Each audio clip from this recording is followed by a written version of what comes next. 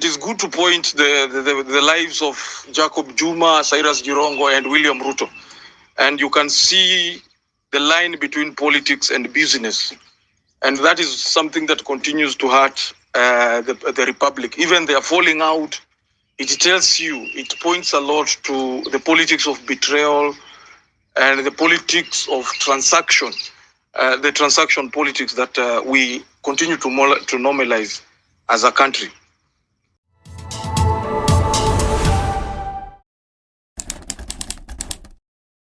I had the privilege of seeing Jirongo as a young guy, as a young boy, during my school days in Western Kenya.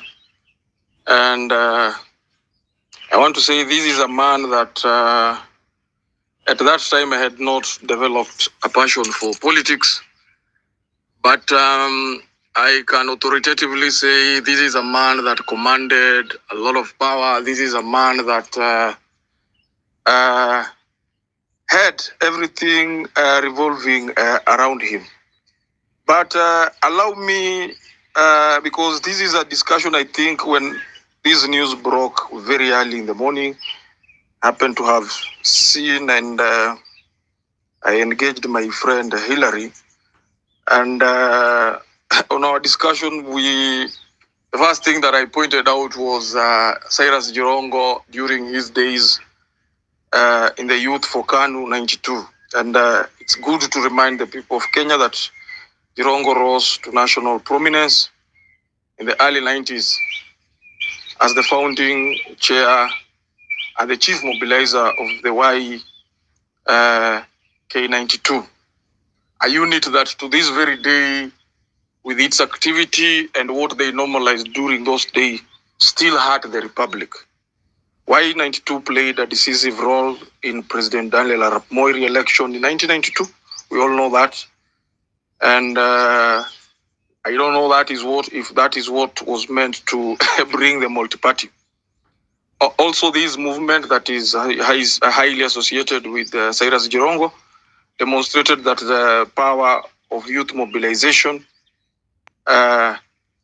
revolves around money and organizing politics.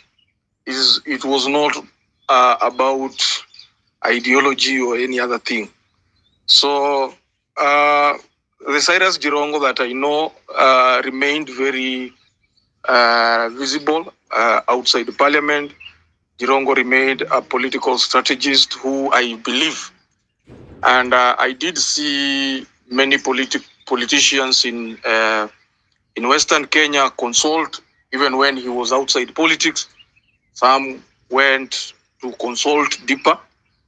He was frequently consulted on campaign, on strategy, voter mobilization, and even political negotiation, something that I think he was so good in.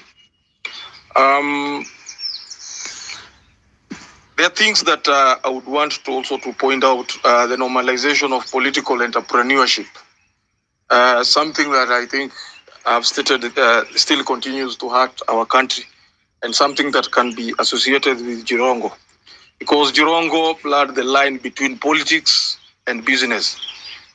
Because according to Jirongo and people who still are in power, politics became a high return investment where loyalty shifted based on an opportunity.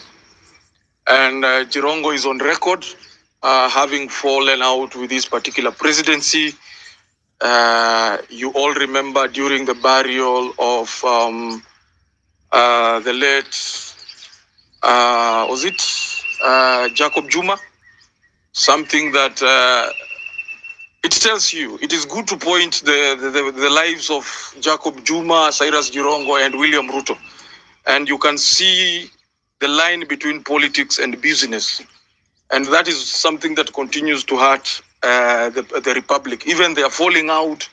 It tells you, it points a lot to the politics of betrayal and the politics of transaction, the transaction politics that we continue to normalize as a country.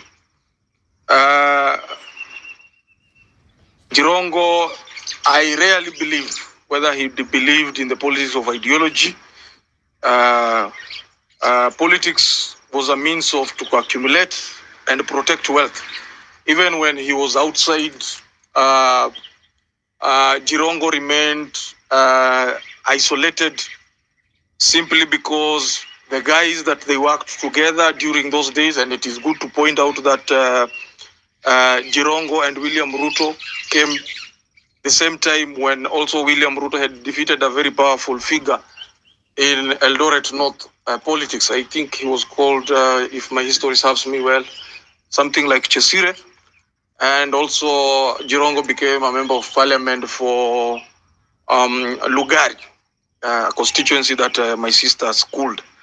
And there is a lot. Also, it's good to point out, Gloria, that the late Jirongo was good in party hopping and political, what we'd call, let me not use that word, party hooping.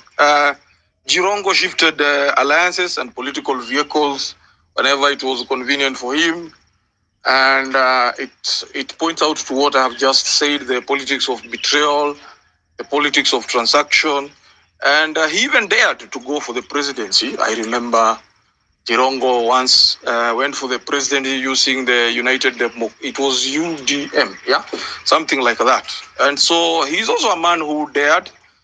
But today, as we mourn the late Jirongo, allow me to point out the clarion call that Jirongo has been calling the Western region to really come together. There has been this clarion call from the Western country that Luyas should unite.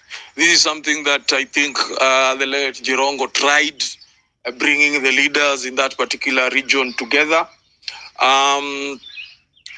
We have seen the Kakamega side, we have seen the Bungoma side, we have seen the Maragoli side. All of them play different kind of politics, and it was the wish of the late Jirongo for the Luyas to unite together and have a Masinde Muliro moment where I think all Luyas used to transact their business as one community.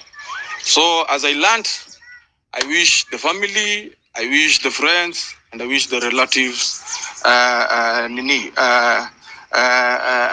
moment of reflection, not also a moment, let us not also as the people of Kenya, because I'm glad the driver who was involved with the vehicle of the late had taken, has spoken, ameongelesha media.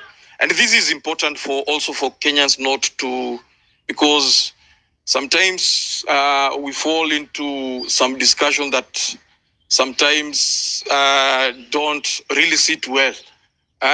When this is a clear indicator, it was a normal accident, and I'm glad the driver has spoken. Let us also not start casting passion. Let us not speculate and stuff. Let us also allow investigative arms to do their job. I know Jirongo, even in he has passed.